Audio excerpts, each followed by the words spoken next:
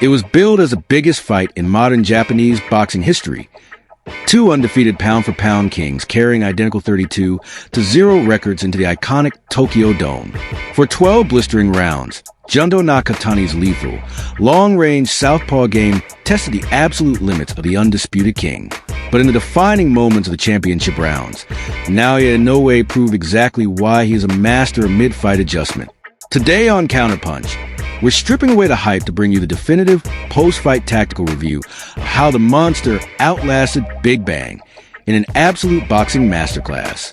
Grab your notebooks. This is how the ultimate chess match was won. Welcome to Counterpunch. Today, we are diving deep into the tactical genius. Let's begin. You could feel the weight of the occasion before either man threw a punch. 55,000 fans packed into the Tokyo Dome. And yet the opening round was almost eerily quiet in terms of action. Two elite, undefeated champions combined for a mere 38 total punches across those first 3 minutes. A number that tells you everything about how much respect was in that ring. Nakatani came out exactly the way you'd expect from a technician of his caliber.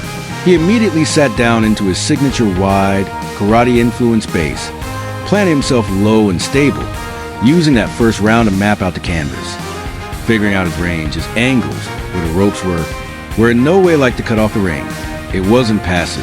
It was reconnaissance. On the other side, in no way stayed tucked behind his high guard shell, that tight, compact offensive shape he's used to neutralize bigger, longer fighters for years. He wasn't there to engage early. He was there to gauge the velocity of Nakatani's lead hand, that long, probing southpaw jab that would become the central storyline of the early rounds. Inoue let a few of those jabs land softly on his guard, not because he couldn't avoid them, but because he was building a clock in his head. How fast does this jab come? How far does it reach? And how much does it cost Nakatani to throw it? This fight, structurally, was an open stance matchup, orthodox against southpaw, which always changes the geometry of where the real estate is. Conventional wisdom says you fight for outside foot position to take away your opponent's power hand. Inoue did something more unusual. Rather than purely fighting for that outside lane, he used subtle, almost invisible weight shifts to slide down the inside instead, closing the distance to the middle of Nakatani's stance, where Nakatani's own structure was least equipped to immediately punish him. But Nakatani wasn't simply standing there. In these early to mid rounds, he scored a quiet strategic win of his own, leaving that long left jab extended slightly longer than a typical jab, almost pinning it in Inoue's face. It wasn't about landing clean, it was about disruption. That lingering jab momentarily froze Inoue's forward momentum, forcing him to reset his entry rather than walk straight through Nakatani's range uncontested. Round 2 gave us the first real chess move of the night. Inoue tested the water with a booming right uppercut up the middle. A punch designed less to land clean and more to see how Nakatani would respond under direct pressure. Nakatani's answer was immediate. A rapid-fire counter combination back at Inoue, proving early that he had no intention of simply absorbing pressure. It set the tone. This wasn't going to be one-way traffic. Not even close. If you want to point at the rounds where Nakatani looked like he genuinely had Inoue's measure, it's rounds 8 and 9. This stretch was Nakatani at his absolute best. He started stringing together multi-punch combinations that actually got through Inoue's guard. Not glancing shots, but real, accumulating punches that targeted the body specifically, an area Inoue had to start respecting more seriously as the fight wore on. What made it so effective was the timing of his entries.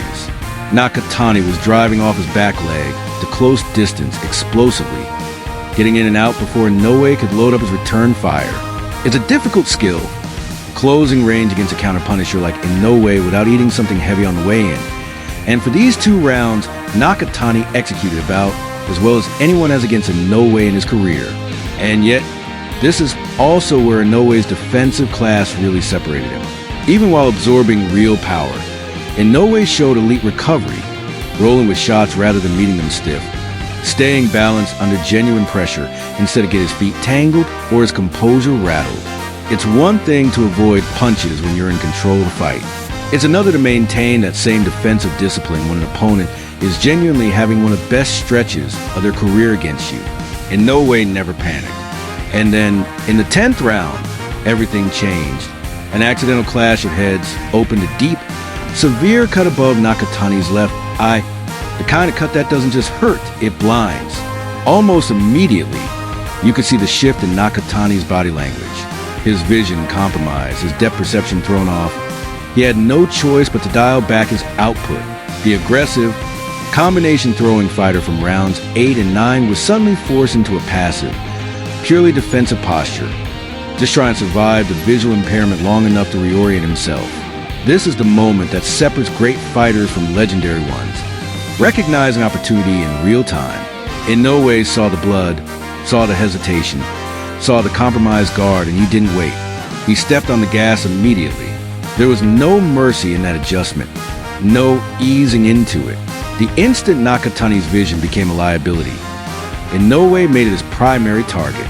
The final 2 rounds were where the fight was truly decided, and the numbers back up exactly how dominant Inoue was.